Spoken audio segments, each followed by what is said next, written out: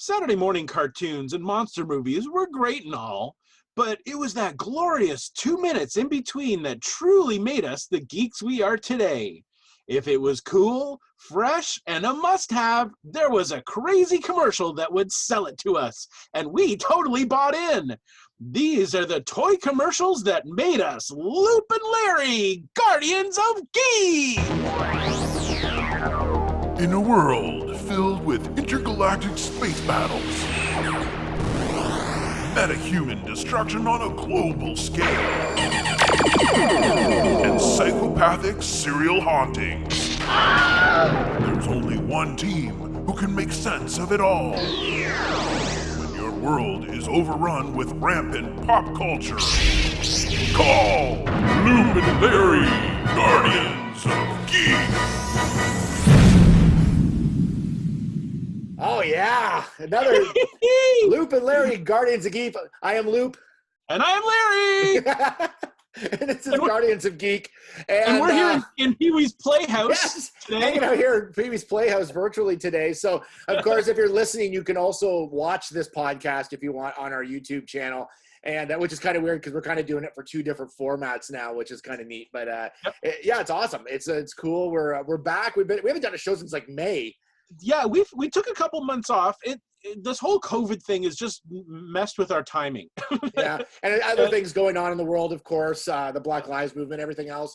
It just seemed like a good time to kind of just give it a rest for a bit. And now let's come back and let's get people up to date with what's going on in the world of geek. Exactly. Well, things are starting to move again, which is kind of nice. Like the people are getting out and being able to do a few more things than they could before. So, so there are still things happening, but of course we're still in a pandemic. So there are still cancellations and, things moving around. So for example, Loop and I always go to Fan Expo in Toronto, and we have for 15 years. Yeah. Holy cow, eh? Yeah, it's been a long time, but this year we were fully expecting them to cancel it, but they just were delaying, and we didn't know what was going on. Well, they finally put a notice out. They haven't officially canceled it. They've just moved it to November. So yeah.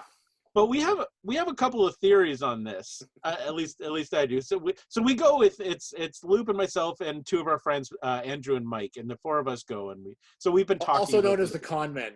Yes, the con men. I don't know why we had to brand ourselves as that, exactly. Or if anyone even uses it, but we do. So we have yet to make T-shirts or anything, but our theory on this is that they're just moving the dates around so that they prevent people from refunding their tickets. So, because here's my concern. So right now they've said that Fan Expo is moved to November, but they're only selling 25,000 tickets. So the Comic-Con usually holds something like 110,000 people over the course of the weekend. It's a massive Comic-Con. So now they've said that they're going to only allow 25,000 people in there. Well, that's only 4 months away. So currently, we're in July right now. Currently, we can still only have gatherings of 10 people. So I'm not sure how in 4 months we're going to go up to gatherings of 25,000 people. In Canada, that would be phase like 65. It would, yeah. We're in phase 2 right now. I don't know if we're going to get there. So my theory is it still may not happen this year. They may, but they're just moving it around so that they're preventing people from actually asking for refunds and having to pay out all of that. So we'll see, because the issue is going to be what kind of celebrities are they going to get? Yeah. Because the border's closed between the United States and Canada, so all of the American celebrities that usually come up aren't going to be able to. So, you're going to have a lot of, I guess you could have Canadian celebrities and, there, but I don't know. I don't know what kind of experience it will be. Yeah, it's going to be interesting to see what they do, because they talked about people wearing masks, and they're going to now when you get your tickets, you get like a mask with your ticket, like some of the tickets. And it'll be interesting to see if people are going to wear them. It might influence the type of costumes people wear. That might be mask influenced costumes. I don't know what's going to happen with this. It just seems like a big jump, considering baseball is supposed to start at the end of this month, and they can't even have any fans in the audience. And my friend Andrew and I've gotten tickets to go see the Jays at the end of August, but we had to get a hotel room. So you can watch it from the hotel rooms because they have the windows that go out to the field.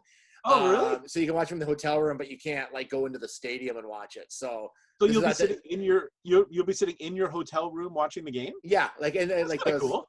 Yeah, it's kind of neat. Like it's a chance to watch baseball, but we'll see if that even gets to that point. Like if we'd even be able to watch it because a lot of the players now, some of them have gotten COVID, and like it's who knows, right? It's just such a weird time period, and they got to be extra careful. Yeah, because in Canada where we are, we've actually like the curve's gone down, but in other countries it hasn't. Like it's actually still going up. So what we want to do is prevent that second wave from happening. Exactly. So I mean, it wouldn't surprise me if things that are opening now and things that they're talking about coming may not. They may just delay these things again. Like it's just everything is so up in the air. Like everything is just so strange. Yeah. Have you been to any patios or anything yet? No. We haven't done any patios. We've done takeout and that sort of thing. My wife actually has done a patio with her sister. Yeah. So she did that. Have you been out? Yeah, I've been a couple times to like two different patios, and it's like you're outside. It seems fine. Like although everybody like working there is like constantly spraying things down. Like you can see because no one wants to be that restaurant, right? That something happens at. So it's been fine so far. So well, and you got to figure. I mean, if a restaurant like comes down with a case or with somebody in that restaurant, that whole restaurant shut down.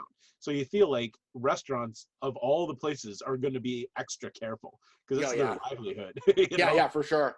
Yeah. But it's definitely affected. Like, I mean, like when are theaters going to open? When are we going to go see a movie again at the theater? Like, and how will that happen is the question.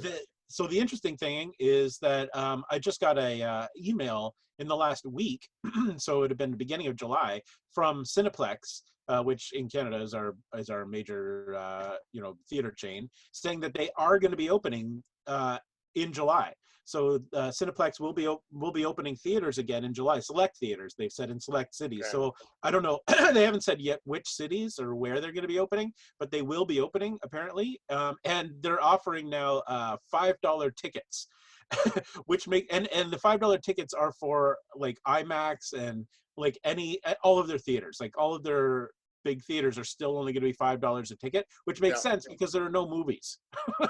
And actually, to that point, this is the first summer since 1975 when Jaws came out. Jaws was considered the first summer blockbuster. This is the first summer since 1975 that we haven't had a blockbuster in the theaters. Yeah, you're right. Wow. Yeah, it's been 45 years that there's always been a summer blockbuster. This is the first summer that there won't be any blockbusters. It's weird. And it's weird too because I've heard people there's different theories of selling seats in between seats, or not selling seats in between seats. Theories of people wearing masks while in the theater, but then theaters make their money from concessions. They don't make their money from like the movies in the theaters. Like, because I think the way I remember it being told to me is that when the movie first comes out, the company makes the most of the money, and then like the theater makes like 10% of the box office. But each week it stays in.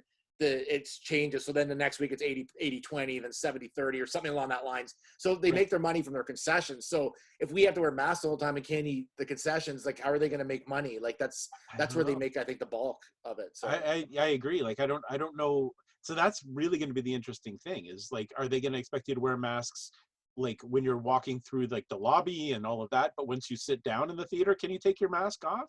I mean, because technically by the time you're sitting down in the theater, you're 6 feet away from people and you're not going to be beside people anymore. Like you're not going to be interacting with people. So I don't know. I don't know if they'll expect you to, because you're right. Like they won't be able to, you can't eat. If you got your mask on. It's going to be interesting, like to see what they do. Cause it's not like when you're in a mall, like I still wear a mask when I go to the mall, cause the mall's just open here. And I still wear a mask throughout the whole mall, but I mean, you're always constantly moving. So if someone sneezed, you can move out of the way. The theater, it's out there, right? Like, so, I mean, but I'm hoping that people that are sneezing aren't in the theater watching a movie. Like if I had my allergies in allergy season, I just wouldn't go to see a film because I know there'd be a chance of me sneezing during that movie. So. Exactly, and you just don't want to risk it. Yeah. But so here's a fun thing. So we're in London, Ontario. One of our independent theaters called the Highland Cinema has to fight this whole not being able to open their theater. They converted their theater into a drive-in. So they're just fortunate enough that the back of their theater is where their parking lot is. So they erected a 30-foot by 20-foot screen, and they bolted it right to the back of the building, and so their parking lot is now a drive-in.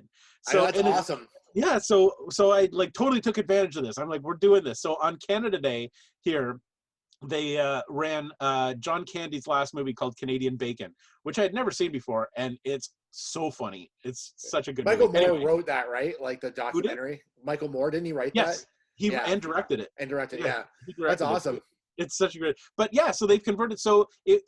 But because of the situation, you can't buy concessions from the theater. So the way they got around that was you had to buy your ticket in advance. It was reserved. You only allowed 30 cars there. You had to buy your ticket in advance, and the ticket was $40 for a car, but $14 of that was a concession coupon. Okay. So then you take that coupon, you go to their website, all of their concessions are on their website, you pre-order your popcorn and drinks and whatever on their website and ahead of time using this $14 thing. When you get to the theater, you drive in, they take your license plate and whatever, and somebody comes out of the theater with a bag with your concessions in it and just hands it to you through the window. Oh, that's awesome. And then so you still get, and their popcorn is fresh popped, they're normal, that they just put in a plastic bag and bring it out to you. So you still get full concessions. You just aren't buying it on location because they're not allowed to sell it right then and there. So they've totally gotten around all of these things, and it's awesome. It was like one of the most fun nights I've had in a long time. It looked really cool. I saw some of your photos. It looked really fun, really fun.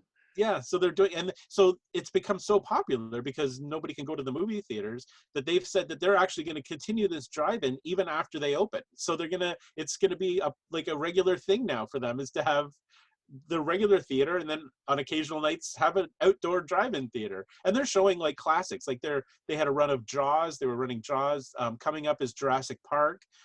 They ran Back to the Future. They're running all these really cool, fun movies that you wouldn't see normally. But yeah, and this is how are you hearing it? How are they doing the sound? So the sound is awesome because it's on an FM radio station. So you tune in, that has a totally tiny bandwidth that's literally just their parking lot, but it's full stereo because it's in your car. So the sound sounds like a movie theater because it's surrounding you, and you're.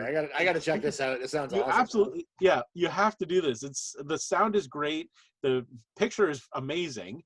And you get full popcorn and all your stuff, and you can bring your own food because it's your car or whatever. Yeah. But I thought this was fantastic. I hope more theaters are able to do this sort of thing, because converting to drive-ins that's the way to go. Yeah, it's cool when people can take something like this and turn it into a positive, right? It's awesome. That's cool. So anything else you're watching right now? I've actually just started a new show on Netflix called Ares. Have you heard of this show? No. Ares. It's a Dutch horror TV show. So it comes from Amsterdam, I think. Yeah. So it's in Dutch, but it's an 8-part series, and each episode's half an hour. So it's like a 4-hour horror movie essentially. Yeah. But so it's subtitled, but it's really cool. The premise of this thing is that it's all based around a secret society, the Masons, for example. You know what I mean?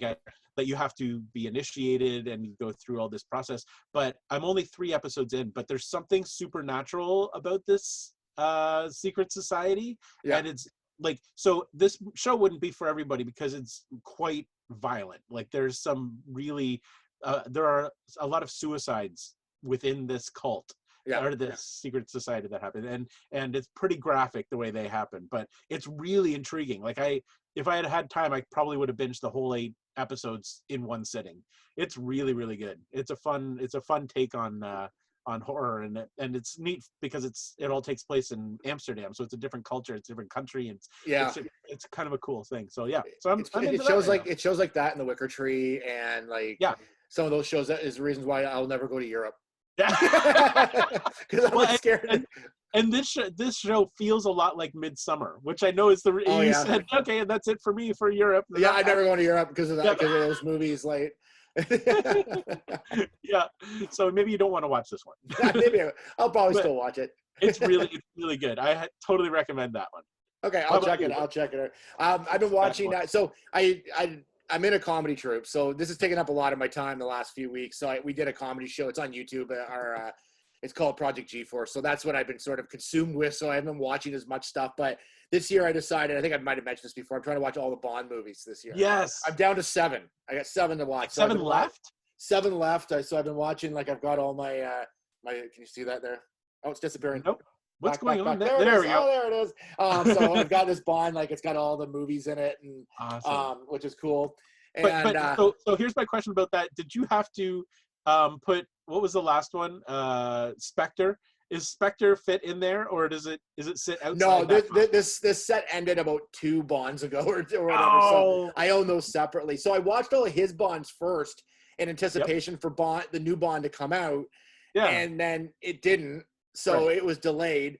So with No Time to Die, is that the one? Right. Yeah. Yep. And then all the names start getting together when you start watching them all back to back. And so I watched his first, then I went to Daniel Craig's first, then I went back to the beginning and started watching them all. So I just finished all the Roger Moore ones. So now I've got Timothy Dalton and I've got Pierce Brosnan still to watch. Those are the 5.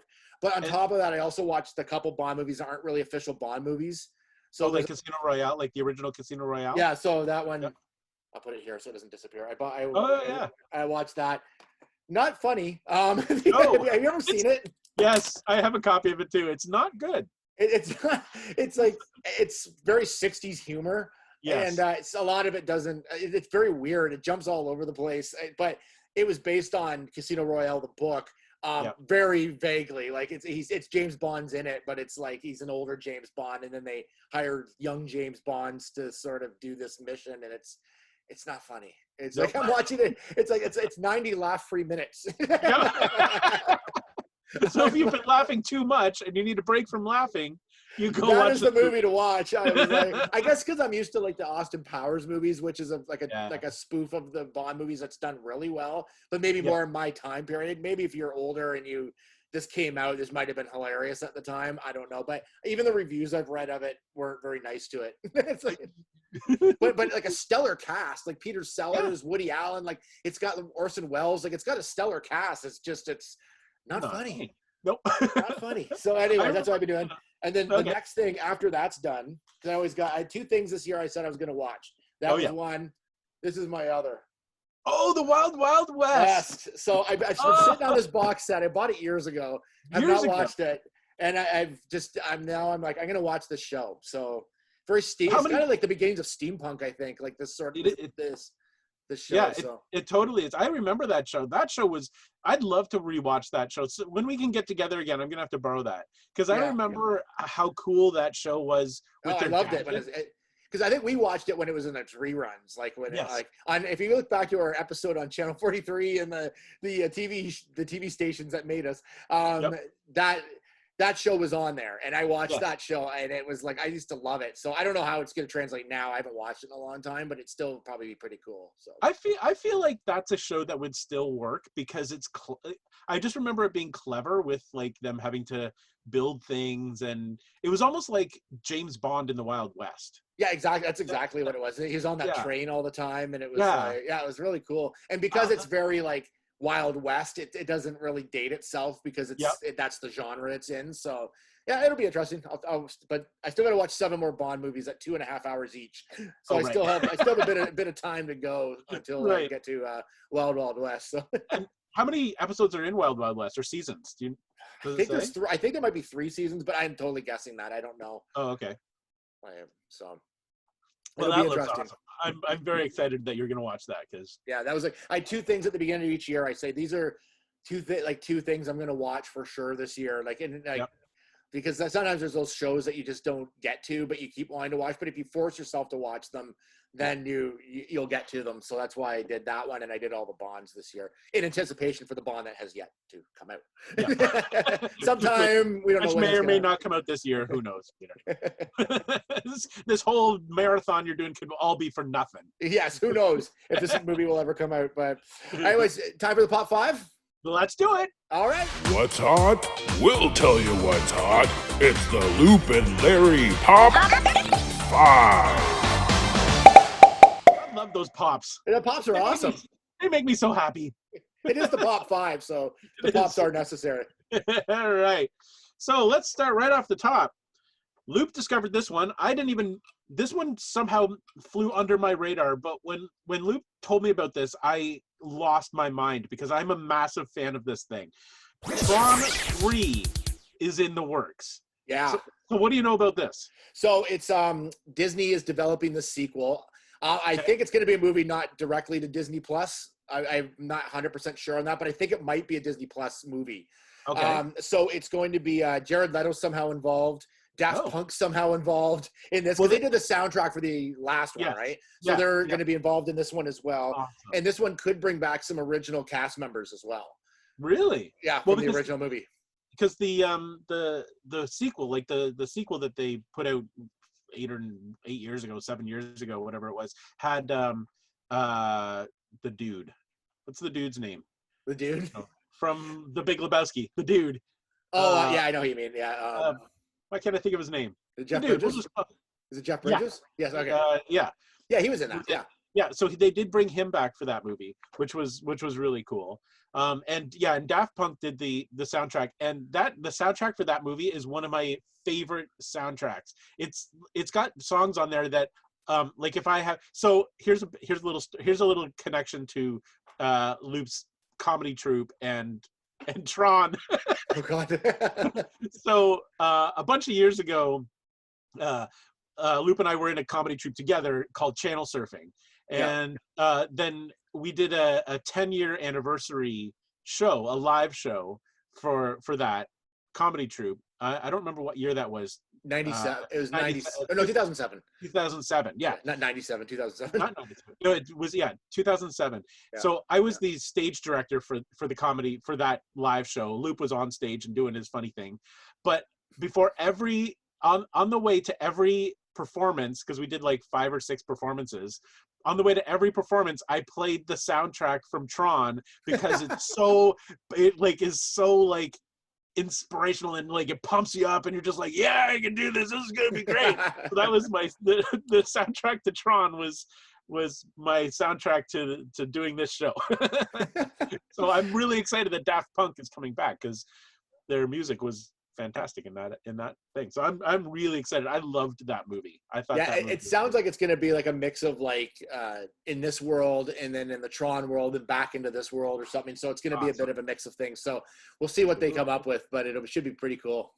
That's awesome. Excited. Let's hope it happens. Yeah. So next thing, there's a 80s throwback movie in the works from the Henson Company. Is that correct? Called they're doing some of it. Yeah. Okay, it's called Man and Witch. What do you know about that? Oh, God, what do I know about it? So one of the main characters from Neverending Story is back in this movie. It was a Tammy Stronach. So she's back in the child princess or the child. Yeah, so she'll be in this movie, and it's based a lot around her. And the person is she playing the character from Neverending Story? Yeah. Oh. So it's back again, and then. She'll be with Christopher Lloyd's going to be in it. Sean Astin, Rhea Perlman, and Michael Emerson will be in it from Lost. Really? As well. So it should be good. It's going to be an homage to like those 80s sci-fi sort of like fantasy movies.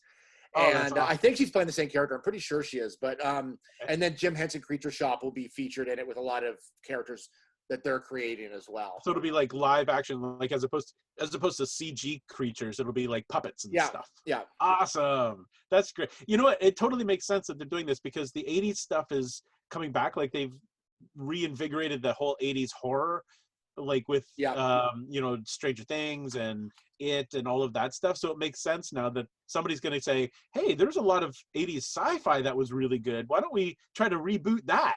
This is awesome. Yeah, I know. If they can find a genre that people love and they can exploit it, they will. But it's good. Yep. It's bonus for us, right? Because it's fun to watch, and it's cool to see like the Jim Henson company part of it as well, because it's everything's so CGI. And I know I've noticed lately they've been kind of bringing back that like that way of doing things with puppeteering and creating actual physical, like in that, was it Creepshow? Is that the show that was on Shudder? Yep. That show was all like Greg Nicotero, who helped create that. That's all done with original creatures and not CGI, like or very little physical CGI. Yeah, like physical creatures. I think that's awesome. I'm all for that. Like bring back the puppets. We love the puppets. I love puppet. And how's Dark Crystal coming along? How's that going? Oh, well, here's the update on that. The 10-part series, I only have 9 episodes left to go. Oh, good. Excellent. Yeah, that's not bad, huh? So I'm moving right along. Okay. Eventually you'll finish it. I'll get there eventually. Don't worry. The greatest show of all time. Yup, it sure is. Dumb. Why did I get suckered into watching it? That's again, my favorite part. It looked awesome, but it was just, the story was boring. It was just, it needed a bit of work on the story. That's my favorite part of this whole thing, is that you watched the entire series and I haven't yet. Based on your like glowing recommendation. We're going to be bringing Dark Crystal up every show. I got to tell you, watch it. I really need to finish it. I will. I guarantee you I will try to watch it. Moving on. All right. Okay. So here's an interesting one, because we talked about this in a podcast like many podcasts ago. The Joker, the sequel for The Joker, which has been announced, reportedly will reveal the real Joker, which means that Joaquin Phoenix's Arthur Fleck was not the Joker. Which was a theory you had. You had a theory. Yeah, that was my theory the whole time, was that he was not the actual Joker. He was a guy who was in an institution who was having flashbacks, and he was. But anyway, apparently the story goes that the new movie will be an inspiration to somebody. Like somebody will hear his story or see what's going on, and then that person will become the real Joker. So Arthur Fleck is not the real guy. So my theory may hold up. I don't know. Yeah, that's gonna be interesting to see how they go with that. Yeah, I don't know, but anyway, and we'll have to see if that theory actually comes to fruition or not. But I'm all for that, because then I'll be proven right for once in my life. Proven right. Okay, number 4. This is a big one for Loop. Iron Man is being rebooted in the comics. Apparently, they're bringing Tony Stark back, and they're giving him a new suit. Because we were wondering about that. Like, is Tony Stark dead now? Like, obviously that's canon, because in Endgame he. Is it? Yeah. Well, the comics are much different than the movies. Like, they're two different universes. So they're. Yeah. This confused me a bit, because I was pretty sure Tony Stark was alive again, because I know he was AI for a long time. Okay. But I don't read Iron Man itself, because there has been an Iron Man comic out, and I think his brother. There's an Iron Man 2020, which is in a different universe than the regular Marvel. Right. If that makes sense. Sure. So because they have like the different DC does this too. They have the different sort of parallel universes or whatever. So anyways, but I read Avengers, and I thought Tony Stark was in Avengers. So and it's usually all tied in together. So I don't know. I was a little confused by this story. But apparently, they're gonna bring him back, and he's gonna be less into the running the suits. Like creating the suits. More like he's in the suit. Like he's gonna be in the suit again and doing it. So more hands-on, back to basics, Iron Man. Right. So anyways, I just get confused because some of the timelines are so off on some of these comics. I don't know who's doing what and what, what I mean, unless you read that comic directly. But I did know Iron Man was AI for a while, and now he's I thought he was back, but maybe not. Maybe he's now back now. I don't know. Apparently, I'm very confused. I know. one way or another, he's actually going to be back and wearing some sort of a new suit. We'll see. We'll find out. And that's what we know about that. All right, wrapping up the Pop 5. This is kind of a big one because it kind of combines with what we were talking about with Fan Expo, how all these Comic-Cons have been canceled.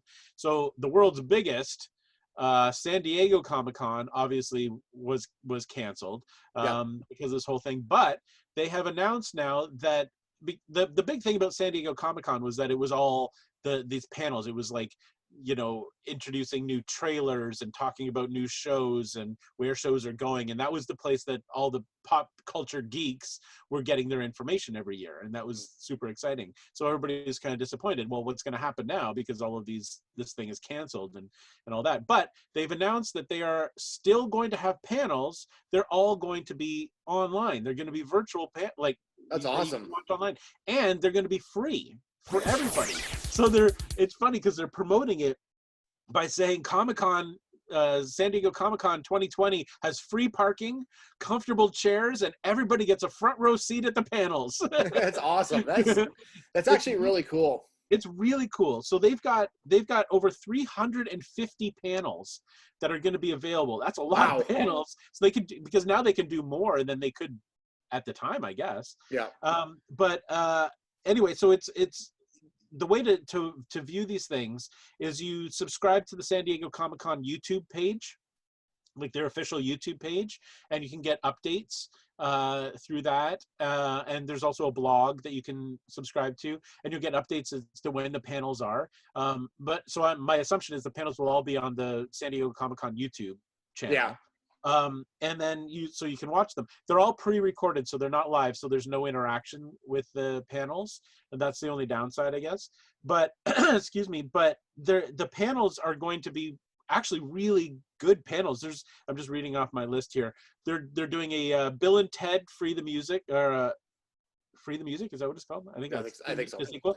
So the Bill and Ted, there's going to be a Bill and Ted panel. Walking Dead is going to have a panel. Bob's Burgers is going to have a panel. And this one will interest you. Marvel 616. Do you know about this? That's the universe. That's the universe that Iron Man's in. Okay, yeah. So they're going to have a panel too because it's a new show on Disney Plus.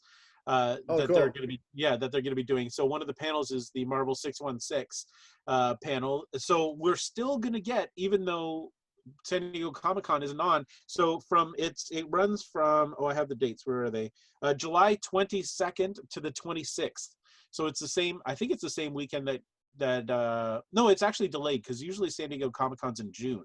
Mm-hmm. I think so. Yeah. So this year, so it's the weekend of July 22nd to the 26th. All of these panels will be on there, so we can expect some big pop culture news. Maybe trailers. I'm not sure if there are movies. Oh, I'm sure there will be. I would think so. I'm assuming the Walking Dead one, they're going to introduce because I don't think they started shooting any of the next season yet because of this. Yeah. They'll probably tell you when the date of the last episode is of this last season because it still hasn't been announced yet. So I'm sure that'll be their big announcement. But anyways, it'll be cool. It's going to be good.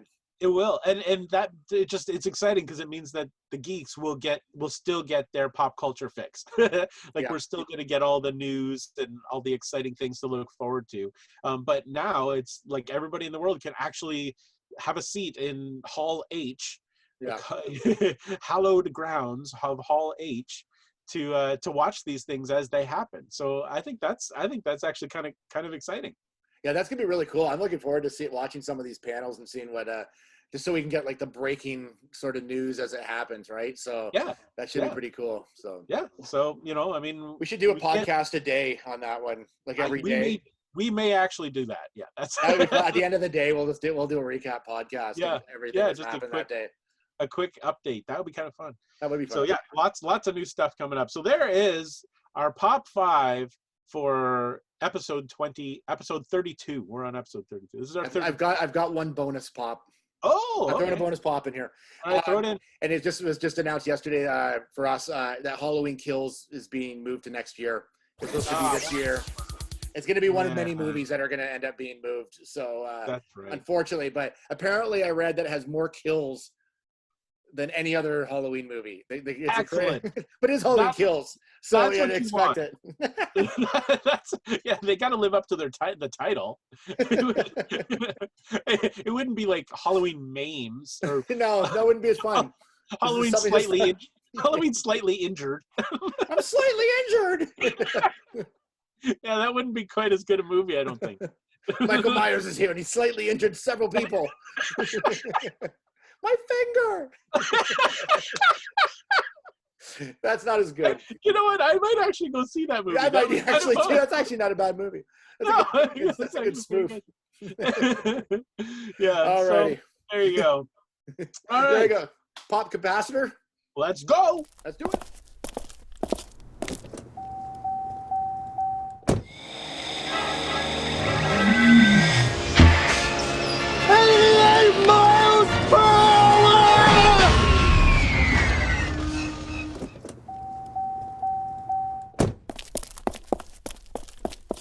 All right, we are back with Pop Capacitor. Of course, this is where we take a look at, we go back retro style, take a look at something from our past, and then we see if it still measures up today. Yeah. And see how it affected us as the geeks we are today. And what's going on today, Lawrence, in the Pop Capacitor? Well, it's all about nostalgia. We love our nostalgia, and a couple of episodes ago, we talked about the TV stations that made us. Because, you know, as geeks, you always had that TV station that had your favorite shows, and you'd watch all those shows. And then we realized that there was more to watching those shows than just the shows.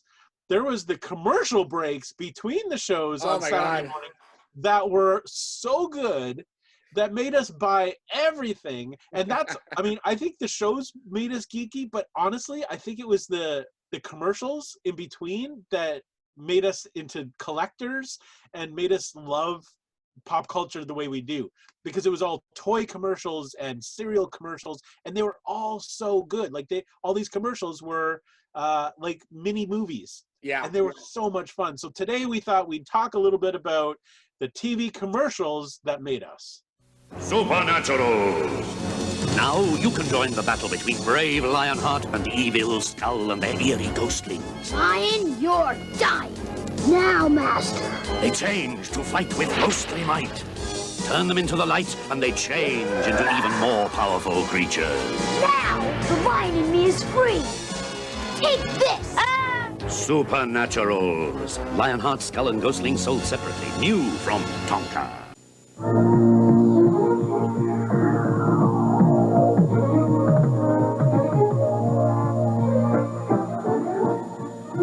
Enter the world of Voltron, where thrilling adventures let you soar beyond the limits of your imagination. Where the valiant Voltron force merges together in their robotic lions to challenge the might of King Zarkon's demonic minions and menacing machines. Voltron action figures, lions, and vehicles each sold separately from Panache Place. Cobra can run, but he can't hide. The G.I. Joe Crusader's hot on his trail. Nobody beats G.I. Joe, G.I. Joe Crusader. Cobra is shaking with fear. Crusader's gonna blast him from the stratosphere. Gotcha! Launch the Avenger! The Crusader and Avenger are one top team. Gear down! Awesome! Nobody beats G.I. Joe, a real American hero. Crusader comes with Pilot and Avenger. Yo, Joe! The Transformers, more than meets the eye. Autobots wage their battle to destroy the evil forces of the Decepticons. The Transformers, more than meets the eye. The Transformers, robots in disguise. Attack the Autobot Commander! Call in the Decepticon leader! The Transformers, more than meets the eye. The Transformers, from Hasbro. It's the Mickey Mouse talking phone. Hi, this is Mickey Mouse! Take him over for a party. You call down that. Okay. With the Mickey Mouse talking phone, the battery is not included. It's Donald. Come on over. With the Mickey Mouse talking phone, you can call 6 different Disney characters. Yup, you guessed it. I'm Goofy. Hi, Goofy. Mickey Mouse talking phone from Hasbro's preschool division. Making things with light bright makes them glow so bright. A steamboat, a chicken, and tropical fish And with Light Bright refills, you can make cute baby strawberry and brave G.I. Joe, My Little Pony, and others you know. You're my Cabbage Patch Kid. Light Bright, light bulb not included, from Hasbro. Ooh, Rainbow Land. The new Shrinky Dinks Rainbow Bright playset by Colorforms. Rainbow Bright? First, color the Rainbow Land characters, cut them out, then into the oven, and they shrink like magic. Put them on stands, and you're ready to play in Rainbow Land. Beware, Murky and Lurky. Yeah! And for more fun, here's the Rainbow Bright Rub and Play Transfer Set to create your own Rainbow Bright action poster. The Shrinky Dinks Rainbow Bright playset, some assembly required. It's Colorforms fun. What do we have here? It's Castle Grayskull. And it's mine. Not so fast, Beastman. He-Man! You can pit He-Man against Beastman, playing for the power of Castle Grayskull. You have to put the castle together. Beastman's escaping. The throne, Dad. Dad, you saved the castle. Castle Grayskull from the Masters of the Universe collection. He-Man and Beastman, each sold separately, from Mattel. Rebo's got the beat, and the band plays on. You can relive it all with Kenner's Star Wars Return of the Jedi collection. Introducing Cy Snoodles and the Rebo Band. Jabba the Hutt action playset sold separately. Play it again, Cy. Starring Cy Snoodles, Droopy McCool on clarinet, Max Rebo on organ. Ribbit Rebo. Dance, Droopy. It's your last solo, Snoodles. Whoa. New Cy Snoodles and the Rebo Band. Jabba the Hutt action playset sold separately from Kenner's Star Wars Return of the Jedi collection. Now you own that Cy Snoodles, right? You own that?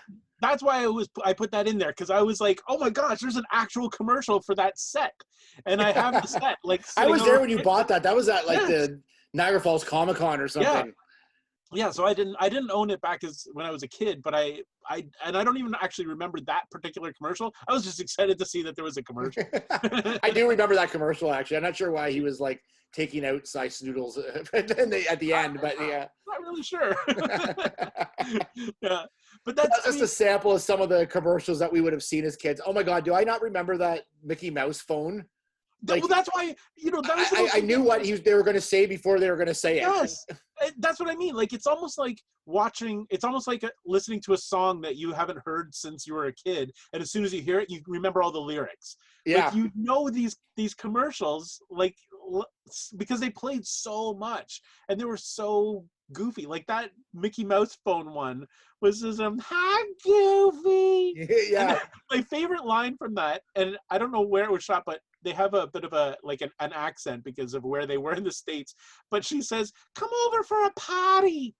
And I always used to think that she actually meant like a potty, like, the potty that a kid sits on, like to go poop. Come over for a potty. So it just got really weird at Disney right now.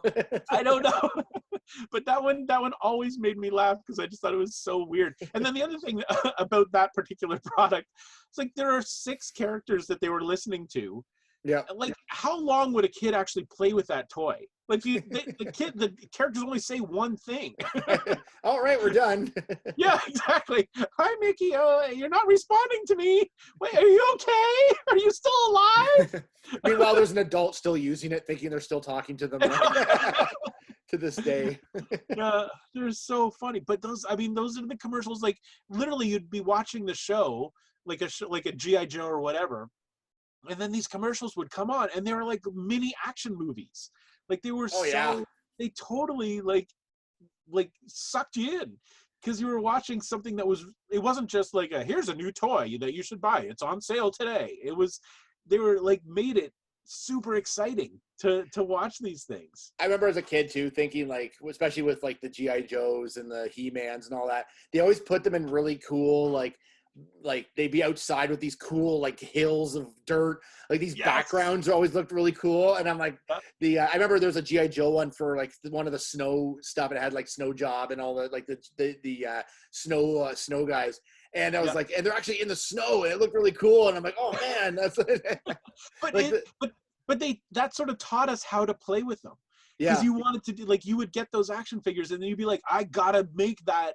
Like, I've got to build something bigger for them, some sort of background or forts or something for them, like to be able to put all. So then I remember using like Lego and things to sort of build around these things, so they'd have all these cool like cool weapons and stuff. Like yeah, because I mean, like an action figure on its own, like how much do you play with that? Because it's just like a thing.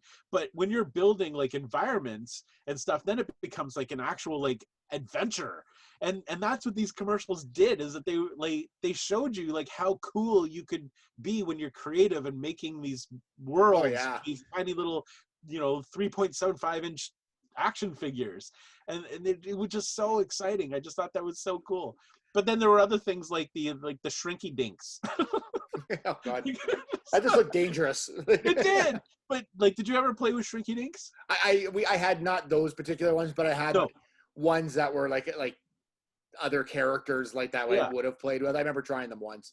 But like everybody played with shrinky dinks, and seriously, I mean, it was a piece of probably toxic plastic that you'd put in the oven where you cook your food.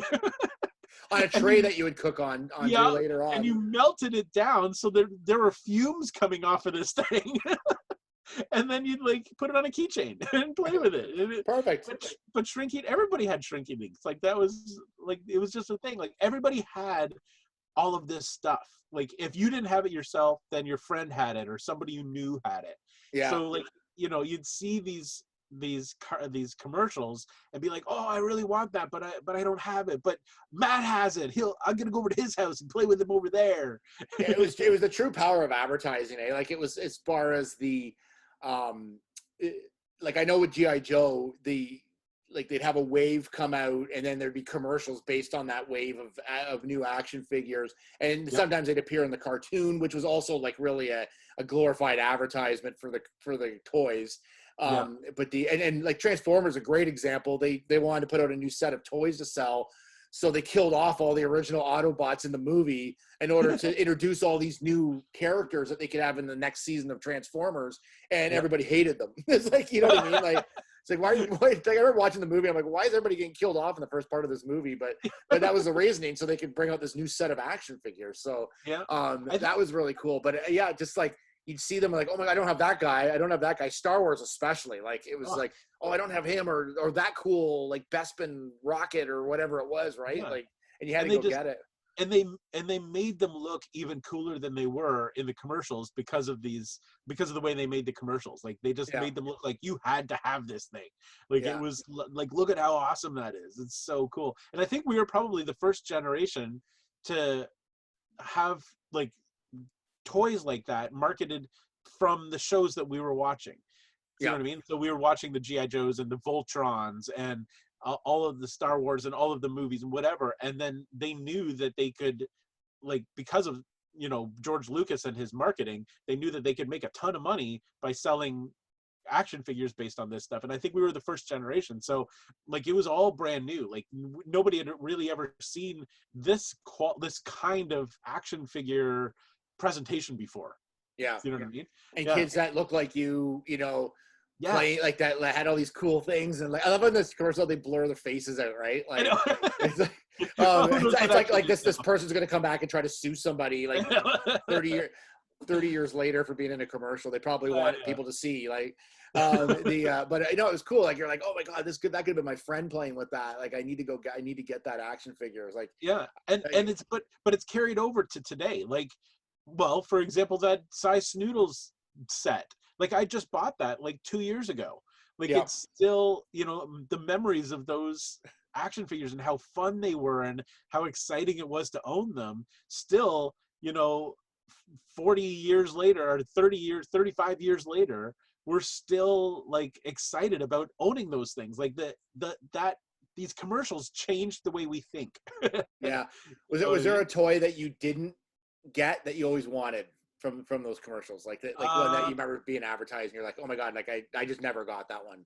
Well, there were a lot of like the Star Wars ones is what I was sort of into, and there was like I didn't have a lot of. I had the X-wing and the TIE Fighter, but I never had the Millennium Falcon, and I never had there was a Death Star, like a section of the Death Star. I had that. Yeah, that's what I mean. Like, if you didn't have it, somebody you knew had it, and you could still play with it. So there were a lot of those sorts of things that I never owned, but like I always really wanted that stuff. And I remember I didn't put in there the Cabbage Patch Kids stuff.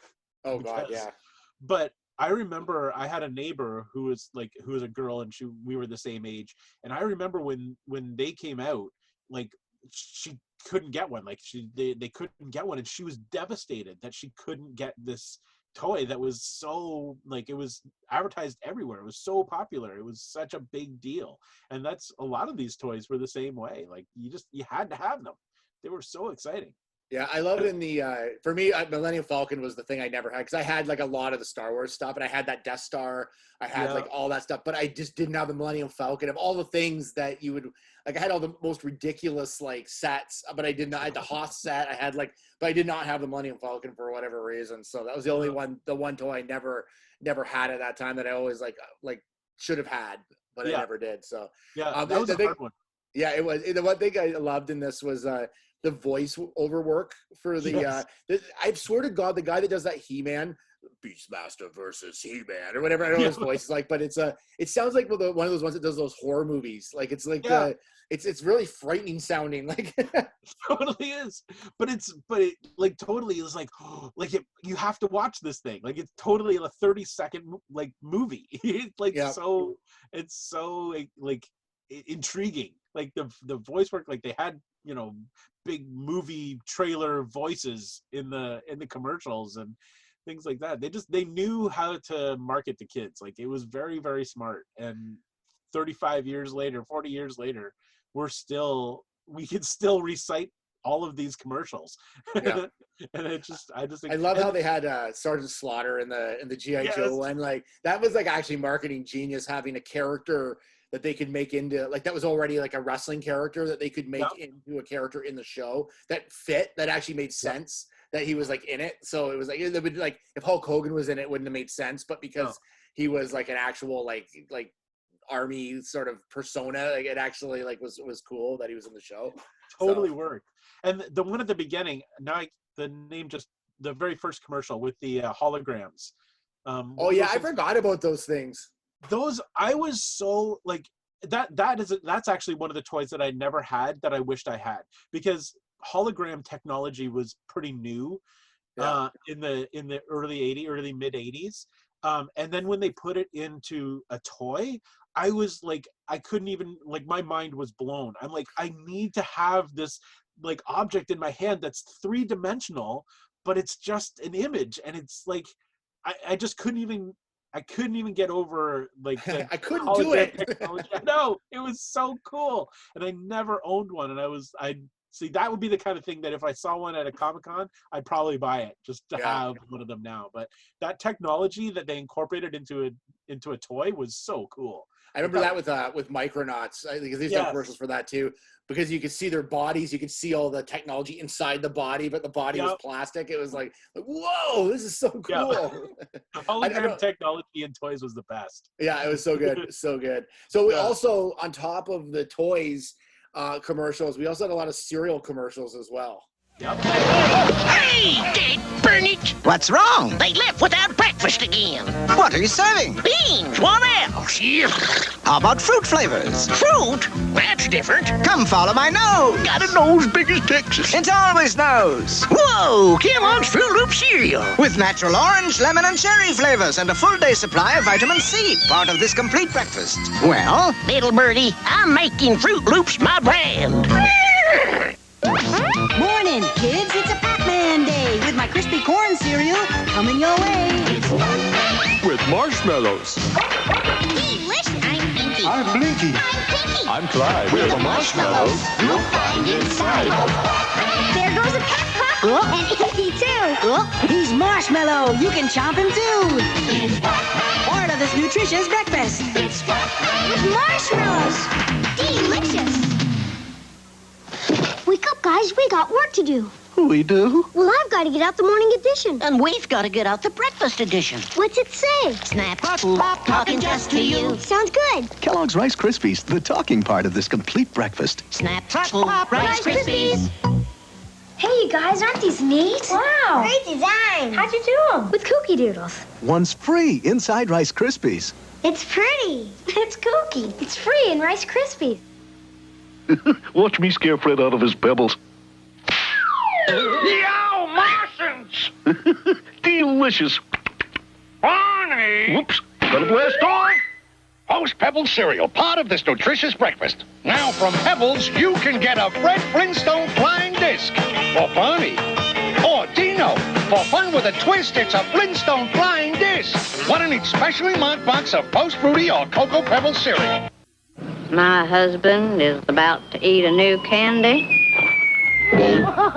New super fruity bonkers. My son thought bonkers was gum. He knows it's candy now. Chewy fruity candy with this extra fruity inside. So super fruity when you eat bonkers fruit candy. Bonkers. Bonks you out. Some candy. Wow, bonkers. I know, awesome. right? I wonder how much it cost to make that giant fruit.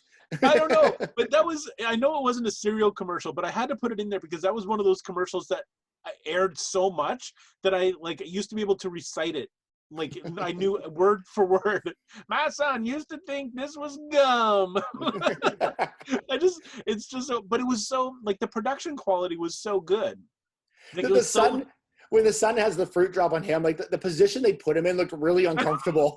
Like his head was like really jammed into like the side of the wood or whatever. I'm like, that does not look like a comfortable position to be sitting in for like a long period of time, like with a giant like piece of fruit on you. But it looked really cool. Like it was a cool looking commercial. Like they obviously spent a lot of money to create these fruit that dropped. If you're listening to the podcast like through headphones, you should go to YouTube and just look up the Bonkers candy TV commercial just to see this one, because it's bonkers. It is bonkers. But yeah, it's funny because they became a real like thing to do, to be able to advertise for cereal at that time. Like that was like every cereal had a character. Every character had something about them that you know, whether it was Lucky Charms or like we just saw like Fruit Loops, or there's always something going on, like a sort of a plot line or that you could follow through all of them. And it made us interested and engaged in these cereals and wanted us to buy them. Like there was so much like that, even those like did we have those in Canada, the Pebbles cereal? I don't remember. I think so. I think it was here for a while. I don't know that it's here anymore, but I feel like it was here at one point. Yeah, I'm pretty sure it was. But you're right. Like all of those characters had like eventually, like they'd get into trouble and they'd have to get out of trouble, or you know, I mean, solve like, a mystery or something. There was something like the Tricks Rabbit, or Lucky from Lucky Charms. People were always trying to steal his Lucky Charms, and so he's always getting into like little misadventures. Well, I remember some of them honestly had like to be continued. Do you remember that? There'd be like a be continued on it because they'd introduce a new like marshmallow flavor, but you didn't know what it was going to be, but they'd put them in a little mini adventure, and then it would be continued, and then later on, like another couple weeks later, the next commercial would come out with like the conclusion of it. But it was really smart marketing. Like it was really smart. Like they literally thought about them like they were TV shows. So they were you know, that's sort of the thought that they put into it. They created the characters that you wanted to watch and adventures that changed all the time and all that. But then the cool thing with the cereals is that they added toys. You know, so that then all of a sudden it became a toy commercial. You know, again, they don't do that anymore. You don't, like, our kids grew up without knowing the joy of getting a plastic Frisbee in your cereal box. But yeah, they don't do that now. They don't put like toys and stuff in them anymore like they used to. Oh, and that was the greatest thing, because you'd like open up the box and you'd like shove your hand right down into the box to pull out the toy, to play with that, because that was the exciting part of getting the cereal. I mean, the cereal was fine and everything, but it was the toy inside that you had to that you wanted to get, and that was pretty exciting. Yeah, it was cool. It was just well done. Like they're all like the jingles, the characters, and you see some of those commercials are still kicking around. Like you see them, but not like we did. And I think part of the thing is why they had such influences on us is because we couldn't tape stuff, right? So we had to watch everything live. They had us. We were like, and they made it look like part of the show. Like it was like all cartoons would continue through with like whether it was a cartoon like the cereal cartoon commercials or whether it was a toy commercial, it just never stopped in the entertainment value. So you just kept watching, and you're like, or even Schoolhouse Rock, which we talked about a few weeks ago, or a few months ago on one of our last podcasts. Same thing. Like it was, you just kept you occupied and you kept watching. So yeah, like there was no fast forwarding. Well, there wasn't fast forwarding because we weren't recording anything.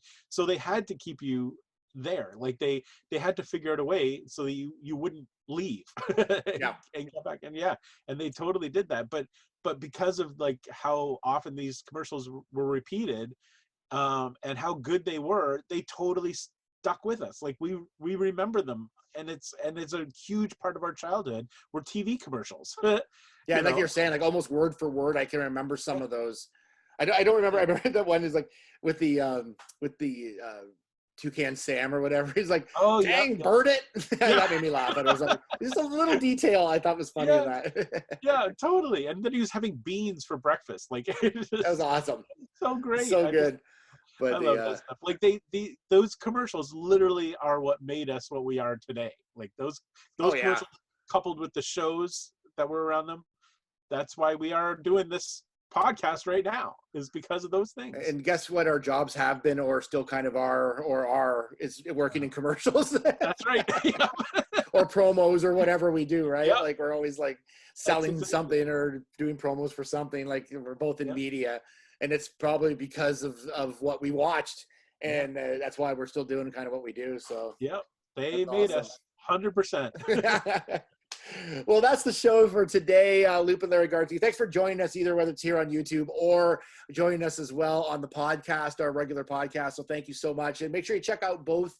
And if you want to see how goofy we are, check out the YouTube, which is new. This is only our second YouTube presentation of this, which will obviously continue from now on, I think is the best way to do it. And it's awesome to be able to do that and be able to see you, Larry, because otherwise we don't see each other anymore hardly, right? No, we do a lot of like social media texting and stuff like that, but that's not quite the same. Yeah, it's not the same. It's totally not the same. So thank you for joining us, and make sure you check out all our socials, and we will see you next time on Loop and Larry, Guardians of Geek. Well, bye-bye.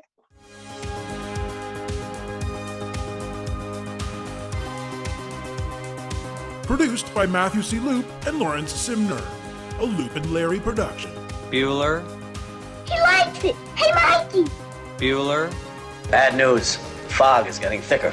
And Leon's getting larger. Inconceivable. Brian's right.